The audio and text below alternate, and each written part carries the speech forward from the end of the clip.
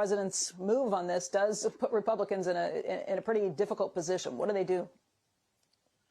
Well, it really is a problem, Becky, because as you guys have talked about earlier this morning, McConnell really wants this stimulus bill through now because in Georgia, the two Republican senators there running for re-election have been hammered by the Democrats over their party standing in the way of a stimulus bill.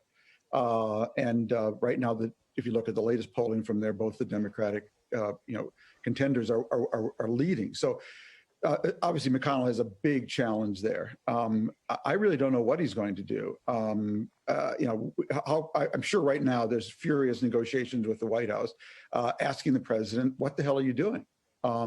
Where do you think this is going to go?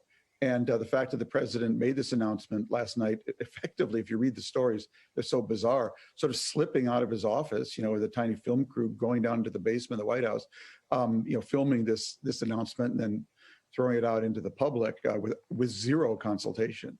The whole thing is just so suboptimal.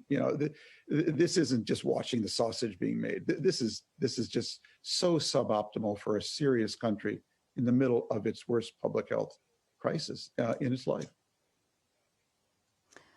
It's a fool's errand to try and figure out what happens next, but I'll ask you anyway.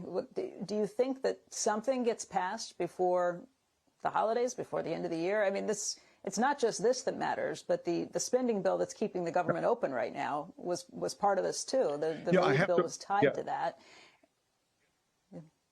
I have to believe it will, Becky, because the moment is so critical. We're about to go into, I think, a much deeper and darker month of the pandemic. We have so many people whose relief is running out and are truly, truly hurting. So I have to believe at the end of the day, the power and logic of those two things will produce a bill. It will produce another compromise. I can't tell you what the contours of it are, though. Stimulus. Give me the stimulus. Give me the stimulus.